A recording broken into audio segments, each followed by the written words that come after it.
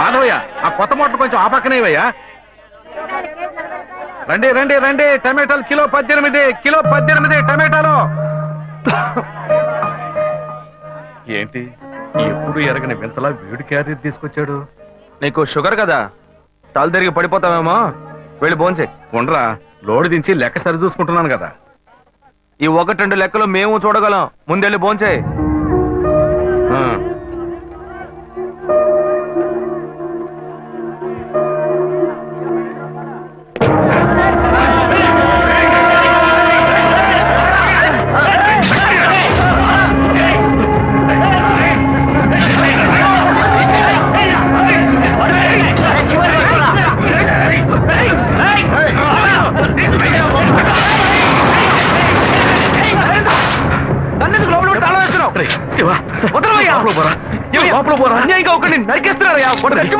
మాట్లాడుకున్నా ఉంటావా?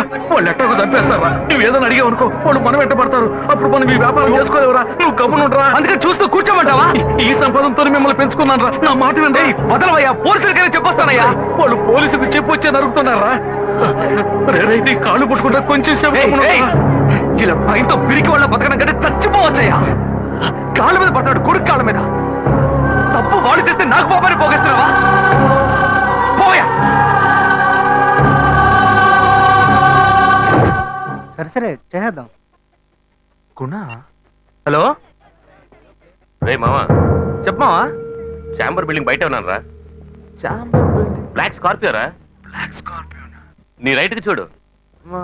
చూస్తాను. నువ్వు ఇక్కడే ఉంటా, ఇప్పుడు వస్తా. ఏంటిదేనా స్వామివారి కేసు ఎప్పుడు పూర్తవుతుంది? చిన్న స్వామివారు దొరకాలి కదా. రామావా. ఏంటి మావా ఇంత దూరం? ఏంటి మ్యాటర్? టర్కీ బాగున్నావా? బాగున్నా. మార్కెట్ లో ఒక మర్డర్ చేసావురా, అందుకే బెయిల్ అడుగుదామని వచ్చాం. ఒక ఫోన్ చేసి ఉండొచ్చుగా, దీనికి ఇంత దూరం రావాలా ఏంటి? సరే నేను బెయిల్ మ్యాటర్ మూవ్ చేస్తే నీకు ఫోన్ చేస్తాను. నువ్వేంట్రా మర్డర్ చేసిన వాళ్ళని పక్కనే పెట్టుకుని తిరుగుతున్నావు? సరే ముందు ఇక్కడి నుంచి బయలుదేరండి. బయలుదేరా. ఇటువంటి ఇల్లు ఇప్పుడు సిటీలో ఎక్కడున్నా చెప్పండి. తరతరాలుగా ఉంటుంది ఇల్లు, అందుకే కొత్త హంగులు ఏమీ చేయలేదు. ఏం చేయక్కర్లేదు, ఇలా ఉంటే నమస్కారం. నాన్న, భాను రెడీ అవుతుంది, వెంటనే వచ్చేస్తుంది, మీరు మాట్లాడుతూ ఉండండి. మీరేం తీసుకుంటారు? Coffee, tea, green tea? నమస్కారం. ఏం కావాలి మీకు? చెప్పండి. మంచి వినయంగా ఉన్నాడు. నీ సంబంధం చేసుకోవడం మాకు చాలా ఆనందంగా ఉంది. నీకు అన్ని విషయాలు చెప్పాడు. నేను మీకు చాక్లెట్ తీసుకొస్తాను. అమ్మాయిని తీసుకురండి. ఇదిగోండి ఇవి మీకు. I'm advocate Ashok. Hi. Phone by the touch. ఫ్రెషా? చూస్తే ఎలా అనిపిస్తుంది? చూస్తే కొత్తదిగానే ఉంది. సిగ్నల్ అది ఈజీగా దొరుకుతుందా? దొరుకుతుంది.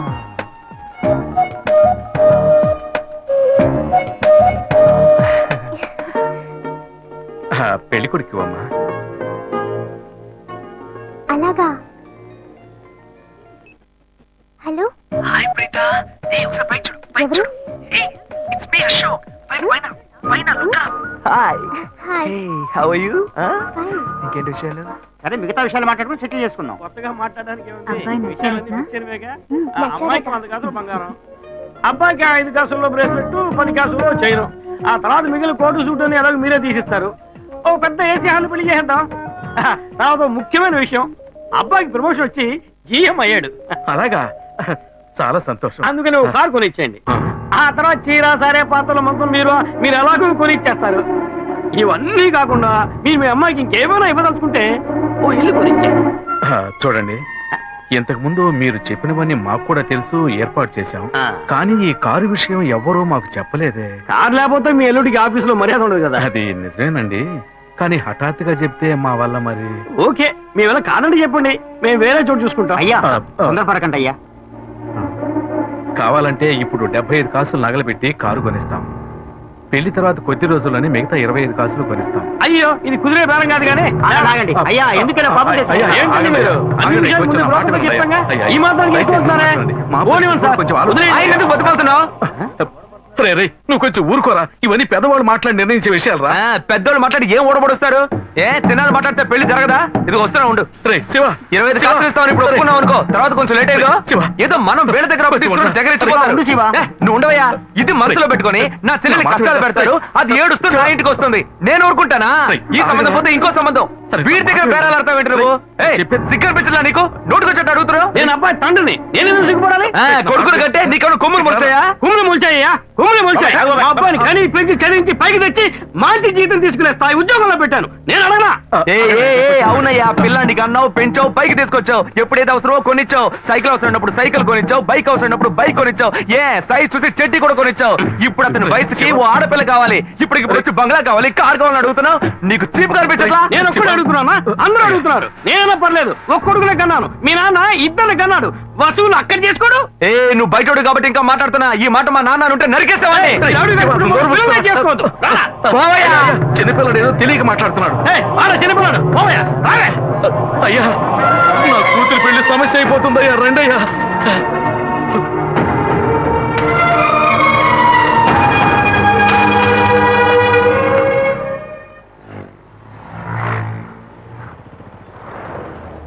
భాను, నేను తప్పు చేశానమ్మా. నీకు అబ్బాయి నచ్చినా కూడా సంబంధం చెడగొట్టాను, నన్ను క్షమించమ్మా. అయ్యో అన్నయ్య, నువ్వేం తప్పు చేసావన్నయ్య? అందరూ నీలాగే నిజాయితీగా ఉండాలనుకుంటావు, కానీ ఎవరు అలా ఉండలేదు. అందుకే నీకు ఇలా కోపం వస్తుంది. నేను సంతోషంగా బ్రతకాలన్నదే కదా నీ ఉద్దేశం. నువ్వేం బాధపడద్దు, నీ మీద నాకు నమ్మకం ఉంది. నువ్వు అందించే జీవితాన్ని నేను సంతోషంగా స్వీకరిస్తాను.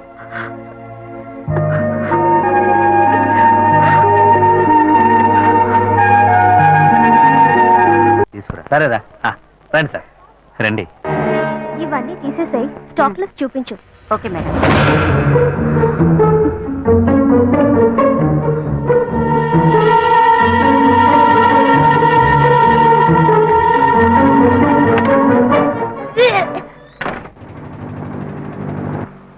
శివ, ఇంట్లో గొడవ. నేను ఇంటికి వెళ్ళను శివ, నీతోనే ఉండిపోతాను. ప్లీజ్, మనం ఎక్కడికైనా వెళ్ళిపోదాం. పెద్దవాళ్ళు మనసు నొప్పించి ఇంట్లోంచి పారిపోతే మనం సంతోషంగా ఉండగలమా, లేక వాళ్ళు సంతోషంగా ఉండగలరా? ఎవరికి సంతోషం లేని జీవితం మనకు అవసరమా? నా వల్ల కావట్లేదు శివ.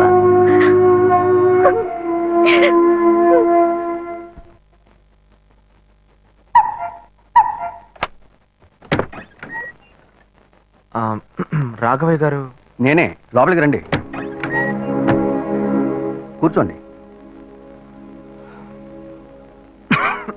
చెప్పండి.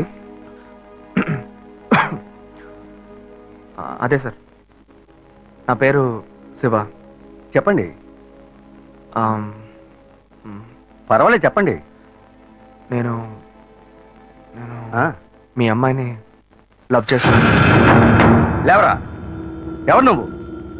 ఎక్కడి నుంచి చూస్తున్నావు? అది కాదు సార్. రాను రాను మీ ఆగడానికి హద్దు లేకుండా పోతుందిరా. సార్, నేను చెప్పేది కొంచెం ప్రశాంతంగా వినండి. మర్యాదగా లోపలికి పిలిచి కూర్చోబెడితే నీ బుద్ధి చూపించావు చూడు. అది కాదు సార్, నేను బయటికి పోరా, బయటికి పోరా. సార్, నేను చెప్పేది బయటికి పోతావా లేదా? ఇదిగో చూడు, అనవసరంగా టెన్షన్ పెట్టొద్దు. సార్, అది కాదు సార్, నేను బయటికి పోరా. ఏరా, నేను కనవాలంటే ఎవరు లేరా? అట్టగా బయలుదేరి వచ్చేసావా? ఆపోయా. ఏంటయ్యా నువ్వు వదిలితో మాట్లాడుతూనే ఉన్నా? నేనే ఎంత ప్రశాంతంగా నీతో మాట్లాడుతున్నాను. ఏమయ్యా, నీ కూతురు ఎన్నేళ్ళగా లవ్ చేస్తున్నానో తెలుసా? డైలీ డ్రాప్ చేస్తున్నాను, పికప్ చేస్తున్నాను. నేను ఎవరినైతే కూడా నువ్వు ఇప్పటిదాకా తెలుసుకోలేదే. అదే ఎంత పెద్ద తప్పు. అమ్మాయిల కన్నా వాళ్ళు ఇంత కేర్లెస్ గా ఎలా ఉంటారయ్యా? ఇంతవరకు వాడు గొడవ చేస్తున్నాడు, వాడి పిల్లలు పెడుతున్నాడని ఏదైనా కంప్లైంట్ వచ్చిందా నీకు? రాదు, ఎందుకంటే ఆ కంప్లైంట్ నేను చూసుకుంటున్నా. కానీ నీ గురించి చాలా కంప్లైంట్ నా దగ్గరకు వస్తున్నాయి. డైలీ ఓ పెళ్లి కొడుకుని తీసుకొస్తున్నావట. నీ కూతురు మనసు ముక్కలైపోయింది. అది నీకు అర్థమయ్యేలా చెప్దాం అనుకుంటే మాట్లాడుతూనే ఉన్నా. ఓయ్, అల్లుడి కోసం ఊరంతా వెతకొద్దు. నీ కూతురికి నేనే మొగ్గుణ్ణి, అర్థమైందా? ఇంకే నా కొడుకైనా గడప దాటి లోపలికి రావడం నేను చూశాను.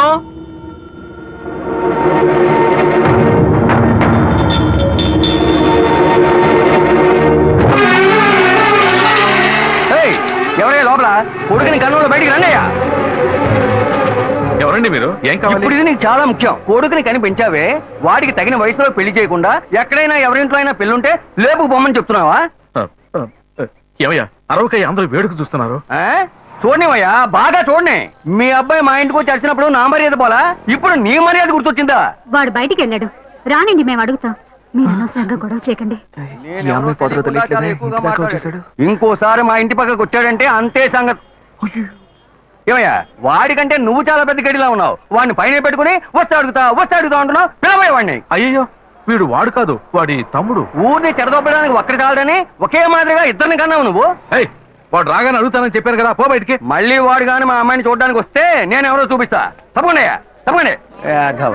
అంతా నాకు ఎవరండి ఆయన రౌడీలాగా బెదిరించి వెళ్తున్నాడు? ఎవరికి తెలిసే? ఎవరు ఎక్కడి నుంచి వస్తున్నారో, ఎందుకు తిట్టిపోతున్నారో బొత్తిగా తెలియటం లేదు. కానీ వచ్చిన వాడు మాత్రం ఒక అమ్మాయి తండ్రి. నీ పెద్ద కొడుకు అక్కడికి వెళ్ళి గొడవ పెట్టుకొచ్చాడు, అది మాత్రం తెలుసు. ఇప్పుడు వాడి వల్ల మనకు కొత్త సమస్య వచ్చింది. అమ్మయ్యా, మన బెటర్ కాదు. పోన్లే. నాన్న, ఎవరన్నా అంకుల్ నిన్ను చాలా బ్యాడ్ గా మాట్లాడాడు? నీకు తెలిసింది, వాడికి తెలియట్లేదే. అవునన్నా, అది తలుచుకుంటుంటే నాకే చాలా బాధగా ఉంది. చాలా ఫీలింగ్ ఉంది నాన్న. వాడిని రానివ్వు, నేనే తనతో మాట్లాడతాను. రేయ్, నువ్వెందుకు వాడితో మాట్లాడటం?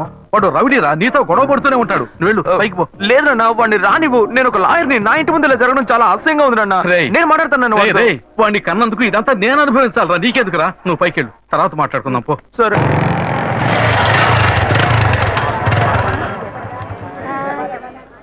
మన ఇంట్లోనూ వయసుకు వచ్చిన పిల్లుంది కదా, ఇలా అడ్డమైన వాళ్ళందరూ ఇంటికి వచ్చి గొడవ చేస్తుంటే రేపు మన పిల్లని ఎవరు అడుగుతారండి? వీడొకడు వీధుల గొడవలని మీదికి తెస్తాడు. మా ఏంటమ్మా ఇంటి బయట ఆ జనం ఏంటి? రేయ్, ఆగరా అక్కడ. ఏంటి, ఎవరు అమ్మాయి? అమ్మాయ్యా? ఏ అమ్మాయి? నువ్వు పెళ్లి చేసుకుంటానన్నావే ఆ అమ్మాయి. ఎవరొచ్చారు? ఎవరొచ్చారు? ఆ అమ్మాయి తండ్రి. ఆయన చేసిన గలాటాకి ఊరంతా ఇక్కడే పోగైంది. అసలు ఆయన ఎందుకు ఇక్కడికి వచ్చాడు? వాళ్ళ అమ్మాయిని బలవంత పెట్టొద్దనే కానీ నేను వెళ్ళి అడ్వైస్ చేసి వచ్చాను. ఇంతవరకు అమ్మాయిలు కూడా అంటూ లేనే లేదు. అది కూడా మొదలెట్టావు నువ్వు. ఇదిగో చూడు, అసే, వీడు మనల్ని ప్రశాంతంగా బతికినోడే మన నల్లని పెట్టడానికి కడుపును పుట్టాడు. ఊరికే నోటు పెట్టట్టు మాట్లాడుకో. ఇంటికి వచ్చిన వాడు ఎలా తిట్టిపోయాడో తెలుసారా? నాకు ఊరేసుకొని చావాలనిపించింది. నాకు భయం వేస్తుంది శివ. నేనెవరో చూపిస్తానని బెదిరించి వెళ్ళాడు వాడు. నేనెవరో చూపిస్తానన్నాడా? చూస్తా.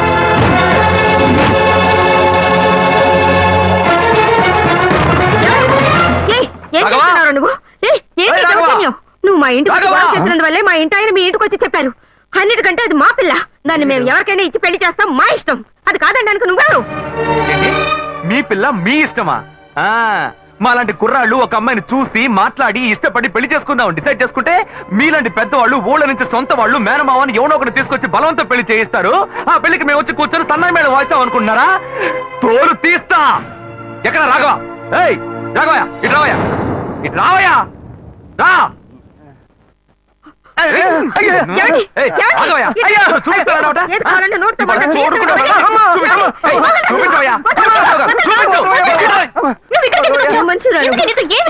లేదు శ్వేత, నువ్వు నేను వచ్చి ప్రాబ్లం ఏడవడం వల్ల నేను టెన్షన్ అయిపోయాను. ఈయనకొచ్చి అర్థమయ్యేలా చెప్దాం అనుకుంటే మా ఇంటికి వెళ్ళి రచ్చ చేసి వచ్చాడు. మా నాన్న మామూలుగా నా గురించి మంచి చెప్తేనే నమ్మడు. ఈయన వెళ్ళి అమ్మాయి మ్యాటర్ అని చెప్పాడు. ఇక చెప్పాలా?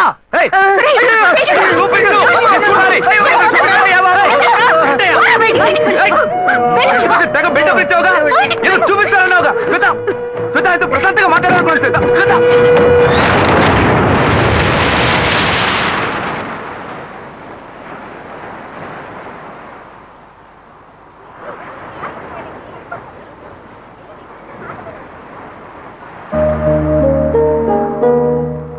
శివ, నీతో కొంచెం మాట్లాడాలి.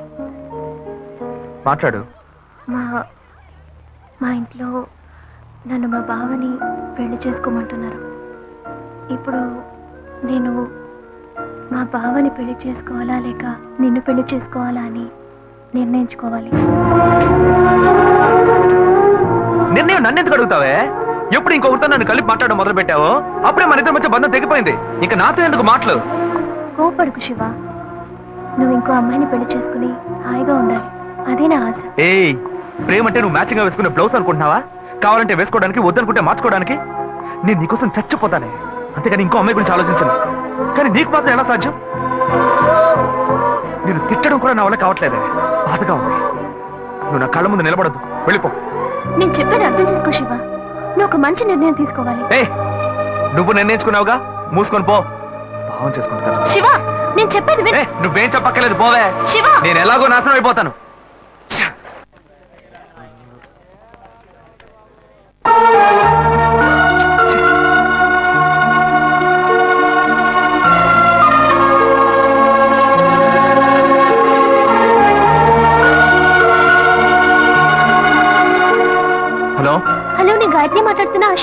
నేను అర్జెంట్గా నీతో మాట్లాడాలి ప్లీజ్ అశోక్.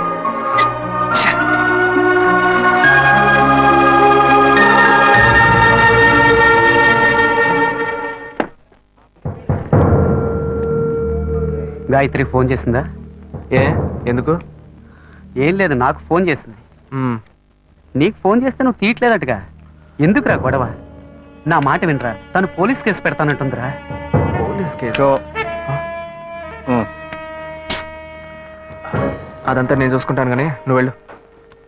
మావా, నేను నీ మంచిగా చెప్తున్నానరా. ఈ అడ్వైస్లే వద్దురా, నువ్వు బయలుదేరు. తొక్కల అడ్వైస్. ఆ తర్వాత నీ ఇష్టం.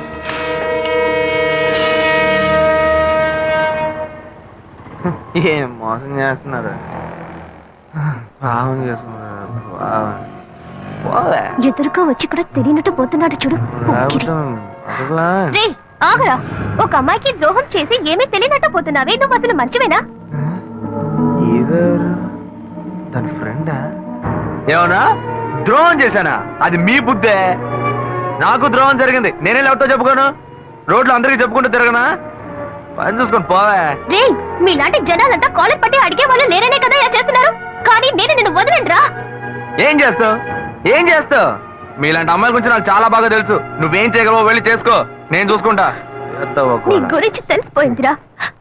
కావాలంటే వెంట తిరగటం, వద్దనుకుంటే గెంటేయటం, అదే కదా నీ బుద్ధి. ఏంది? అది తమ్ముడు చెప్తున్నారా? మొహం పచ్చడైపోద్ది. ఇష్టం వచ్చినట్టు ప్రియుల్ని మార్చేస్తారు. అడిగితే తప్పు మా మీద ఇలా వేస్తారు. అన్యాయంగా మాట్లాడుకురా. ఆడపిల్ల వస్త్రం నీకు తగలకపోదు. ఏ మగాళ్ళు ఉసురు పొయ్యూతూ ఉంటుందా? అది మిమ్మల్ని వదిలిపెట్టదే. పోవే. చేస్తారు, రేయ్, చూసుకుంటూ. నువ్వు ఈనాడు నన్ను మోసం చేయొచ్చు, కానీ నా కడుపులో బిడ్డ నిన్ను దోషంగా నిలబెట్టి తీరుతుందిరా. ఏంటిది కొత్త కథలా ఉంది? ఏ ఏంటి వాగుతున్నా? ఎవడు పెట్టుకో నన్ను తండ్రిని చేస్తామంటే నేనే ఆఫ్ కొట్టి ఫుల్ స్టడీకి వెళ్తున్నాను, వచ్చి కన్ఫ్యూజ్ చేస్తుంది. ఏ ఆటో. ఢిల్లీలో జరిగిన అఖిలపక్ష సమావేశంలో ఎలాంటి నిర్ణయం తీసుకోలేదని మంత్రి శ్రీధర్ బాబు తెలిపారు. నిన్న రాత్రి మల్కాజ్గిరిలో ఓ యువతి మరణం ఆ పరిసర ప్రాంతాల్లో కలకలం రేపింది. స్థానికంగా ఉన్న ఓ షాపింగ్ మాల్లో 8వ అంతస్తు నుంచి గాయత్రి అనే యువతి దూకి ఆత్మహత్య చేసుకుంది. ఈమె అదే భవంతిలో ఉన్న బట్టల షాప్ లో పనిచేస్తున్నట్టుగా తెలిసింది. ఈమె ఎందుకు ఆత్మహత్య చేసుకుందోనని పలు కోణాల్లో పోలీసులు తీవ్రంగా విచారణ చేస్తున్నారు. చనిపోయిన గాయత్రి కేరళ రాష్ట్రానికి చెందినదిగా పోలీసులు నిర్ధారించారు. ఈ వయసులో అసలు ఏం కష్టం వచ్చింది నా అమ్మాయి ఆత్మహత్య చేసుకుందో? ఈ కాలం పిల్లలకి ఆలోచన తక్కువ, ఆవేశం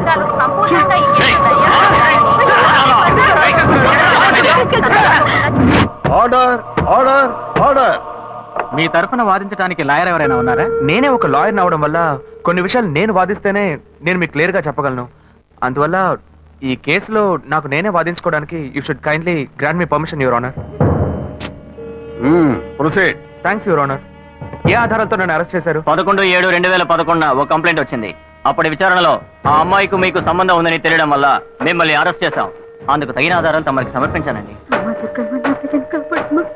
ఎవరో ఒకరు కంప్లైంట్ ఇచ్చారని ఒక లాయర్ కూడా చూడకుండా పోలీసులను అరెస్ట్ చేసి అవమానించారు. మన న్యాయవాద వృత్తికి ఇది ఒక కళంకం. ఆ విధంగా నువ్వు మాట్లాడకూడదు. నీ మీద నేరం పడింది. మిగతా వాళ్ళని నీతో కలుపుకుని మాట్లాడకూడదు. నీ మీద కంప్లైంట్ ఇచ్చింది ఎవరో కాదు, నీ తోడబుట్టిన సొంత అన్న. గడచిన 25 సంవత్సరాలుగా ఒకే ఇంట్లో ఒకే కుటుంబంగా కలిసి జీవిస్తున్నారు. నీ అన్నే నీ మీద నేరారోపణ చేసినప్పుడు దాన్ని ఎలక్షన్ చేయడం కుదరదు. అందుకనే కోర్టు ఈ కేసుని స్పెషల్ గా టేకప్ చేసింది. మిస్టర్ శివ, ఏ ఆధారంతో తన మీద మీరు కంప్లైంట్ ఇచ్చారు? ఆ అమ్మాయి ఆత్మహత్య చేసుకోవడానికి ముందు ఆ రోజు రాత్రి నాతో మాట్లాడింది. అప్పుడు నేను వేరే టెన్షన్ లో ఉన్నాను. ఆ అమ్మాయి ఎందుకు కోపంగా మాట్లాడిందో నేను కొంచెం కూడా ఆలోచించలేదు. ఆ అమ్మాయికి నాకు ఎటువంటి సంబంధం లేదు. ఇంతకుముందు ఆ అమ్మాయి నేను చూసింది కూడా లేదు. అప్పుడే ఆలోచించాను, ఒకవేళ నా తమ్ముడు అనుకుని నాతో మాట్లాడి ఉంటుంది అని. వీడికి చాలా మంది అమ్మాయిలతో లింక్ ఉంది. ఆ అమ్మాయి చావుకి వీడే కారణమని నాకు సందేహం వచ్చింది. నేనే వీడిని కొట్టి చంపేసి ఉండేవాడిని. కానీ వీళ్ళంటి ఎదవలకి మీరు వేసే శిక్ష అమ్మాయిల విషయాల్లో ఆడుకునే వాళ్ళకి ఒక భయాన్ని ఏర్పరుస్తుంది. అందుకే పోలీసులు కంప్లైంట్ ఇచ్చారు. మొదట్లో వాళ్ళు నమ్మలేదు. ఆ తర్వాత ఎంక్వైరీ చేసి ఆ అమ్మాయి ఇంట్లోంచి ఫోటోలు, వీడిచ్చిన గ్రీటింగ్ కార్డ్స్ దొరికిన తర్వాతే వీడిని అరెస్ట్ చేశారు. ఆ ఫోటో వల్లే దొరికిపోయానా? లేదు, ఒక చిన్న డౌట్ వచ్చి అడుగుతున్నాను. ఆ ఫోటోలో ఉండేది నేనే అయి ఉండాలా ఏంటి?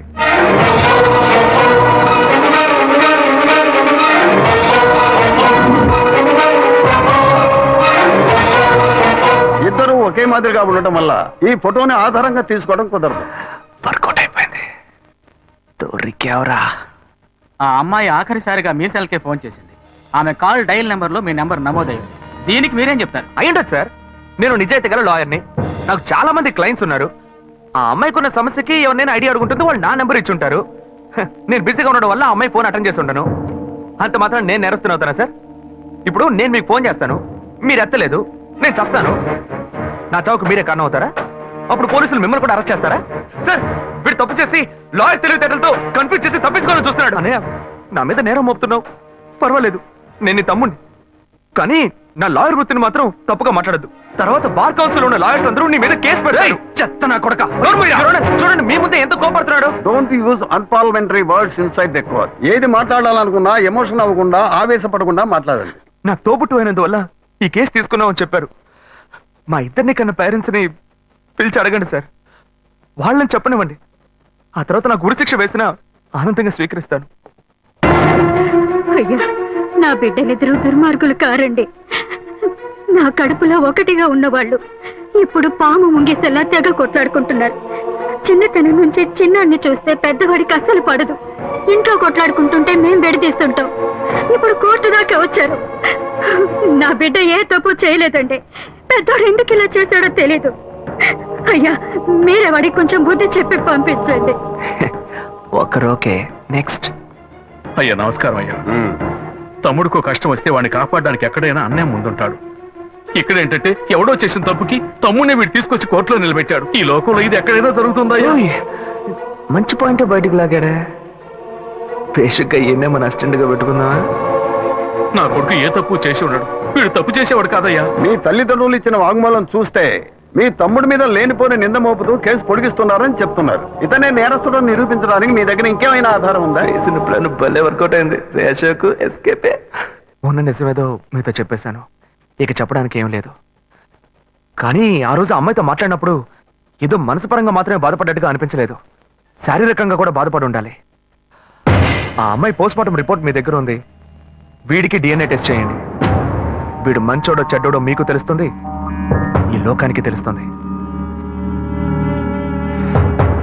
మళ్ళీ ఇరికించావు కదరా. వీడి అన్ని చెప్పేస్తున్నాడు చూడండి. శివ చెప్పిన విషయాన్ని కోర్టు ఆమోదించి నేరం మోపబడ్డ అశోక్ కుమార్ కి DNA టెస్ట్ చేయించి ఆ రిపోర్టు కోర్టుకు సమర్పించేలా చూడాలని, అంతవరకు అశోక్ కుమార్ విన్నపాన్ని అంగీకరించి అతన్ని కండిషనల్ జామీనుపై విడుదల చేసేందుకు ఈ కోర్టు ఉత్తర్వులు ఇస్తోంది. This court is urgent.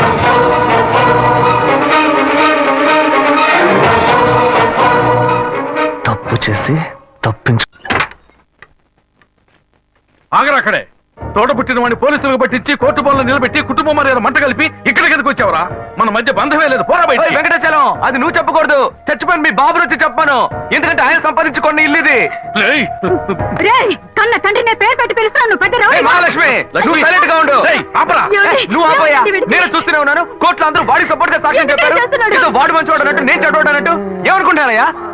వచ్చారు చూడు నీ పుత్ర రత్నం. ఏం అవతారంలో వచ్చాడు చూడు. వాడిని నమ్ముతారంటయ్యా? వాడేం చేస్తాడ్రా? ఒక పగవాడిలో సొంత అన్నయ్య ఇలా చేస్తే వాడి మనసు ఎలా తట్టుకుంటుంది?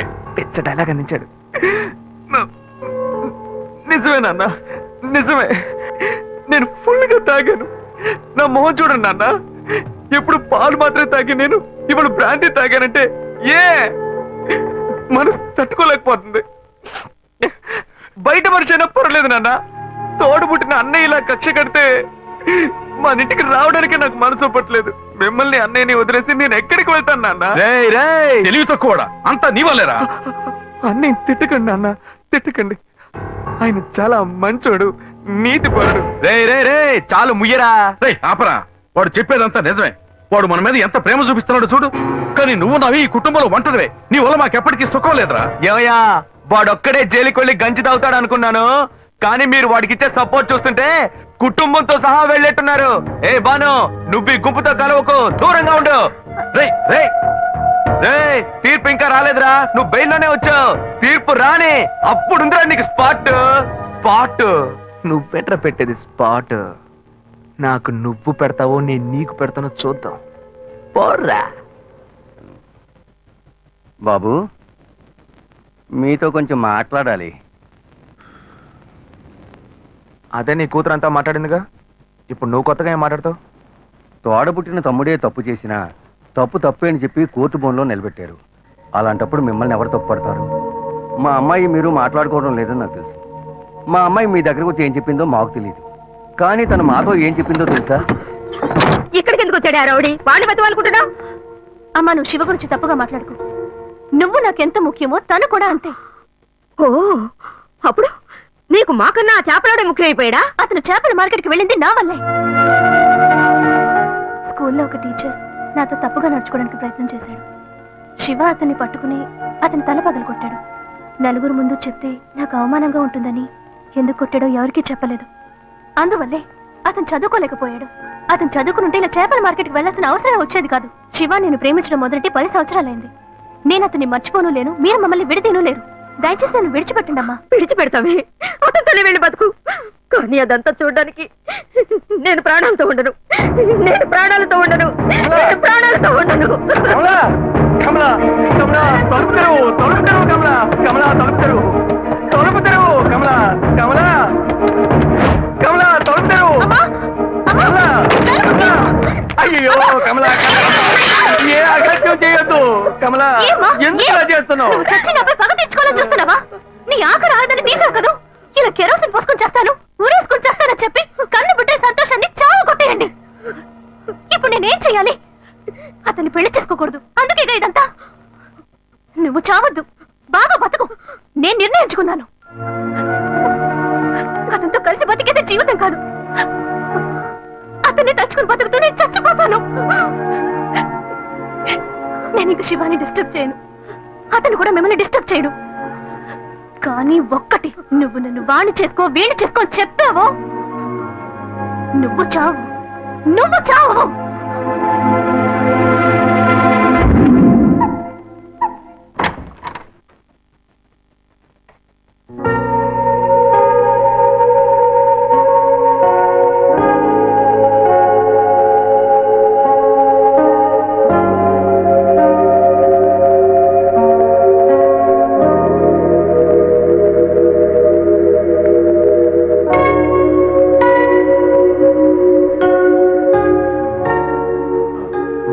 చెప్పిన తర్వాతే అంతా తెలిసింది. నన్ను క్షమించు శ్వేత. శివ,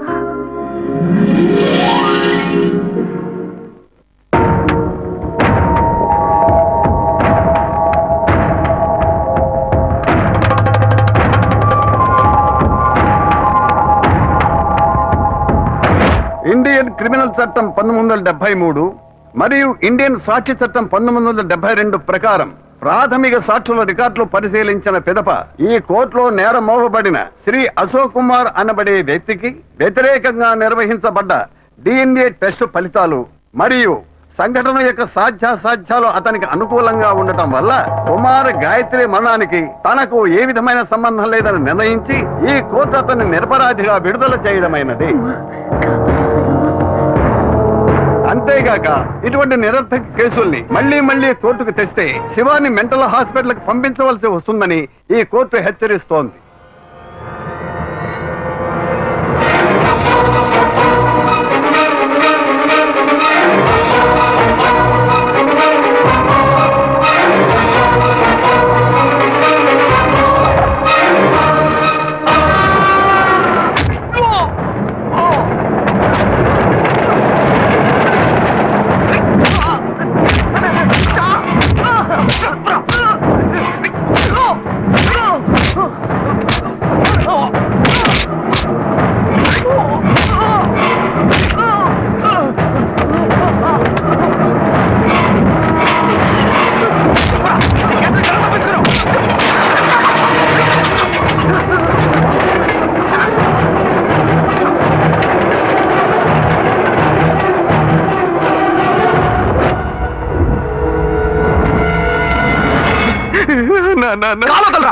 మీరంతా ఎలా తప్పించుకుంటున్నారా? 15 వందలు ఇస్తే అబ్దుల్ కలాంకి అరెస్ట్ వారెంట్. అడుగుతున్నాడు చూడు ప్రశ్న. నా మీద వేయొద్దన్నా, నన్ను ప్లీజ్ అన్నా, ప్లీజ్ అన్న వద్దన్నా. వద్దు చెప్పు. వద్దన్నా, చెప్తాను చెప్తాను. నేను తప్పు చేస్తే నిజమే అన్న. ఆ అమ్మాయి నేను సిన్సియర్ గా లవ్ చేసుకున్నాం. ఇద్దరు కలిసి జీవితం నిర్ణయించుకున్నాం. ఆ సమయంలోనే తప్పు జరిగిపోయింది. చెల్లెలు పిల్ల కాకుండా ఈ అమ్మాయి విషయం ఇంట్లో తెలిస్తే బాగుంటుందనే పెళ్లి చేసుకుంటానని నేను మాటిచ్చాను. కానీ తను ఇంత పని చేస్తున్నా నేను అనుకోలేదు. నువ్వేమో హఠాత్తుగా పోలీసులకు కంప్లైంట్ ఇచ్చావు. ఈ కేసు నుంచి బయటపడడానికి, కుటుంబ మర్యాద కాపాడడానికి నేను ఎంత కష్టపడ్డానో తెలుసా? ఆ అమ్మాయి చావు కారణం నేను కాదన్నా. మరి ఎవరా కారణం? నేను కాదన్నా. మరి ఎవరా? నువ్వే అన్నా. ఏంటి? అవునన్నా, నువ్వే తప్పు చేసావు. నేనా? ఏమంటున్నావురా? అవునన్నా, ఆ రోజు కోర్టులో నువ్వేం చెప్పావు? ఆ అమ్మాయి నేను చూసిన 2 గంటల తర్వాత ఆత్మహత్య చేసుకుందని చెప్పావు. తను నేనే అనుకుని ఆ రోజు నీతో మాట్లాడింది. నువ్వేమన్నావు ఏంటో, ఆత్మహత్య చేసుకుంది. ఏంట్రా నువ్వు అనేది? నేను మాట్లాడినందువల్లే ఆ అమ్మాయి ఆత్మహత్య చేసుకుందా? అవునన్నా, నువ్వు ఒక్క నిమిషం ఆలోచించుంటే నా గాయత్రి నాకు దూరం అయ్యేది కాదు. దాని గురించి ఒక్క మాటనే నన్ను అడిగావా? ఎందుకు అడగలేదు? నీ ముక్కు ఒప్పం, తొందరపడతాను, అవే తన్ని చంపేశాయి. నువ్వు చెప్పేదంతా చాలా కన్ఫ్యూజన్ గా ఉంది. నన్ను మోసం చేయాలని ప్రయత్నిస్తున్నావు నాకు తెలిసిందనుకో, చంపేస్తాను, జాగ్రత్త. నీకు నేనేరా యమ్ముణ్ణి. అన్నయ్య, నేనెందుకు నిన్ను మోసం చేయాలి? ఏయ్, నువ్వు ఆ అమ్మాయిని తలుచుకుంటూ జీవిస్తానని చెప్పావు. ఇంకో అమ్మాయితో నేను ఎక్కడైనా చూశానో తోలు తీస్తా. అన్నయ్య, గాయత్రిని మర్చిపోయి ఇంకో అమ్మాయితోనా? రేయ్, నువ్వు నాకెమ్ముడువు, నేను నీకెమ్ముడినో చూసుకుందావరా.